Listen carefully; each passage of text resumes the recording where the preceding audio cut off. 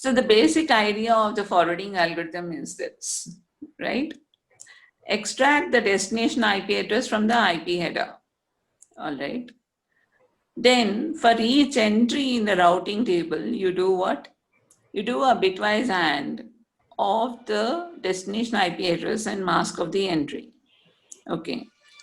So here is the destination IP address, right? This is the mask of the entry. Do a bitwise AND between the destination IP address and the mask, then you will get the some value, right? That is this. Okay. Now compare this value with the destination network of the entry. Okay.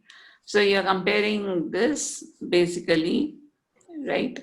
You're comparing this, okay, with this value. Okay. So if they are both equal, then you have actually found a matching entry in your routing table. Now what do? You use the interface of that entry to forward the data to, wherever it goes. Okay. Now there is also something called so this routing table and the interface table, which is here, are all kernel data structures like your process control block, page table, and all of them. Okay. So the interface table, right? The interface table here basically contains the interface ID, and for every interface in your system, it contains an interface ID, the IP address which is assigned to that interface ID, the MAC address which has been read from the PROM of that Ethernet card, the MTU of that interface, and statistics. Many other fields will be there, not just these, but these are what we are interested in. So I have put up only the minimum number of columns of the interface table. Now when you run ifconfig command, right, it shows a lot of output. It shows you the IPv4 address, the IPv4 address mask, the broadcast address, the MTU, the MAC address, and there are a lot of statistics there. How many have been received, how many have been sent, the bytes, how many overruns were there, how many were in error, and so on and so forth. All this information is coming from this interface table, right? So when you run ifconfig, for every row in the interface table, it extracts this information and displays that information to you. Okay. Now, when we find a matching entry in the routing table and we know the interface, we use that interface as a key into this interface table, and we will be able to get the IP address assigned to that particular interface. So that becomes the source IP of the datagram that we are trying to send. The MAC address assigned to that interface becomes the source MAC address of the datagram we are trying to send, which is what we have here, right? Source IP address and source MAC have been filled from the interface table, okay? But we still don't know how to get the MAC address of the H2. We know its IP address, but we don't know its MAC address. So how do we get that MAC address? That is the question. Now, what do? We use something called the address resolution protocol for that purpose. Okay. So the purpose of the address resolution protocol is to map IP addresses to MAC addresses or physical addresses. It maintains a cache of the recently mapped information. How do you see the contents of that cache in Linux? You say ARP -AN, then it shows you all the IP address to MAC address mappings that it has currently. Okay. Why do we maintain a cache and not a static table? Why not simply maintain a static mapping? This IP address, this MAC address. The reason is that IP addresses change pretty often. We'll see why they change later. Okay. But if you change the network card in your system, supposing your network card goes bad, you change the network card, then your MAC address changes. Okay. So neither your IP address nor your MAC address is constant. MAC address is much more constant, obviously, than IP address. IP address is lot more ephemeral. Okay. So for that reason, we maintain only a cache of the IP address to MAC address mapping. Okay. Now a simple way of understanding ARP is this, right? In your first semester, when you joined, I wouldn't know your names to face mappings, right? So I would have to call out the name of the person and say, hey, who is this person? Agree? So supposing I say, who is Vaishnavi? And she has to raise her hand. And then I say, okay, oh, you are Vaishnavi. And hopefully my brain will map the name to the face and I don't have to ask again. Okay. What am I doing? I'm broadcasting to all of you saying, hey, who is Vaishnavi? And the person who is that, the name holder will raise the hand, allowing me to understand who is that person. That's exactly what happens basically. You have an ARP request, okay, which is broadcast from H1 asking who has this address 172.16.12.2, right? So the ARP request, it has many fields, but the essential fields that it contains are source IP, source MAC, destination IP, and now the destination MAC is all zeros. It doesn't know anything. So it's like a placeholder for somebody to fill that value and send back the value to it. Okay. So it broadcasts this request. ARP is encapsulated in a frame header. Okay. So when we say that, when I say that it's encapsulated in frame header, what does it mean? You are going to add a Ethernet frame, and in that it carries the data field of that Ethernet frame carries the ARP request. Okay.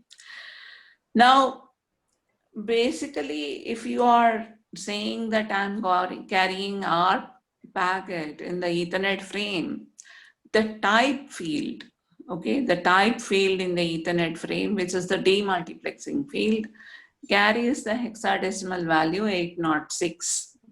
Okay. Please remember I said if it carries the hexadecimal value 800, it is IPv4.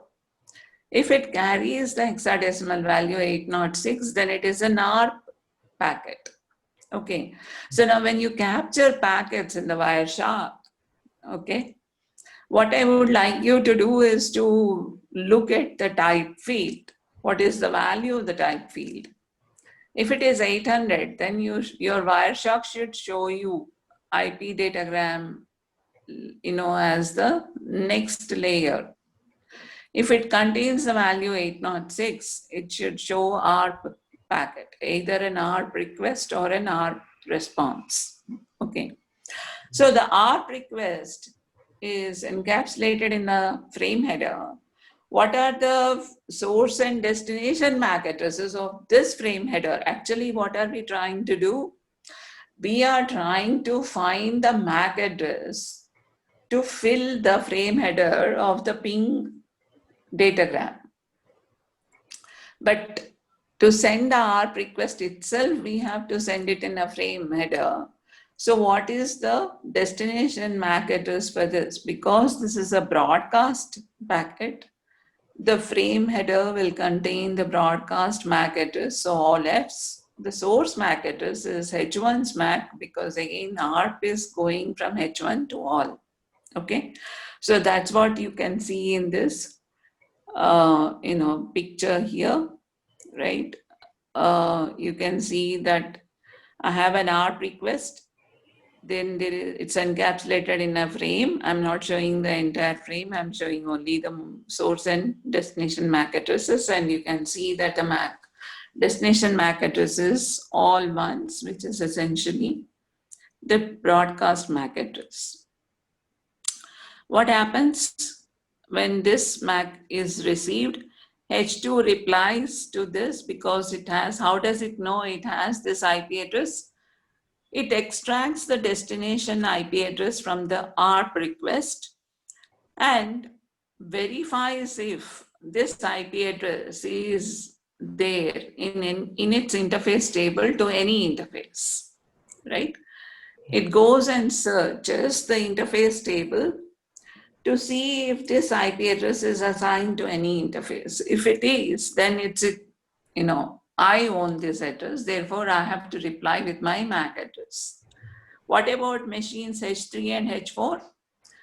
Remember that this is a broadcast frame, therefore the Ethernet controller gives the interrupt and the device driver reads the data from the Ethernet controller into the kernel buffer. And then, because the type field is 806, it gives this to the ARP software after removing the frame header. Okay, it decapsulates the frame header and gives the ARP request to the ARP software. The ARP software in H3 and H4 extracts the destination IP address, looks up the interface table in their own system. They find this IP address is not assigned to them. Therefore, they simply drop the data at that point of time. On the other hand, H2 finds a matching value. Therefore, it responds with an ARP response. When sending the ARP response, it basically swaps the source and destination values in the request. So now the source IP will be 172.16.12.2. Destination source MAC will be the MAC address of the H2, which is what we are looking for. Destination IP and MAC will be the IP and MAC of H1. This ARP response is unicast from H2 to H1 because H2 now knows the MAC address of H1. It doesn't need to broadcast it. Therefore, the ARP response is encapsulated in the Ethernet frame header. Okay. And basically, it's able to receive, H1 is able to receive this data and extract the H2.MAC. And now it's able to fill all the header values of the original ping datagram and send the data from H1 to H2 at this point of time. Okay. Any questions on it? That is basically transmission from one machine to another within the same LAN.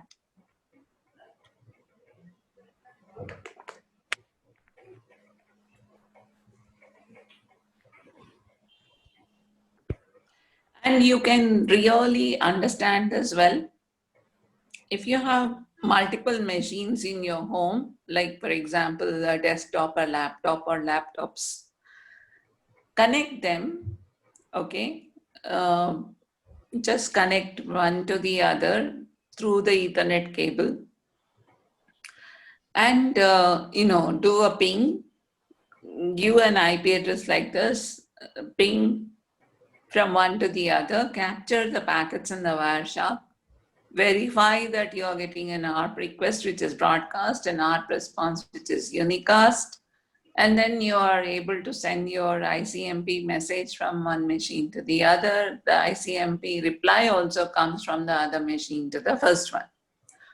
You will be able to see only these messages in Wireshark, so you will be able to understand exactly what's happening if you do this sort of connection between two systems only, not connected to the rest of the world. If you're connected to the rest of the world, there will be so many datagrams that you won't be able to analyze and understand it as well.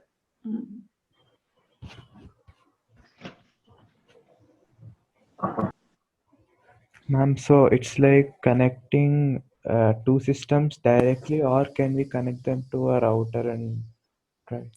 You can connect them to the router too, but the router probably, if it's connected to the internet, will be getting some datagrams. So what you need to do is don't connect the router to the outside world.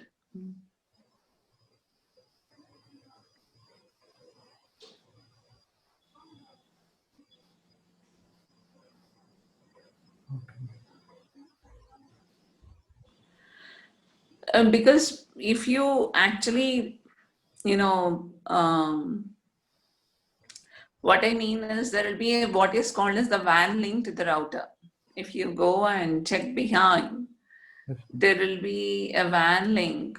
There will be a cable to the WAN link. Remove the WAN link cable. Then your router basically now works only as a switch if you have all the machines in the same LAN.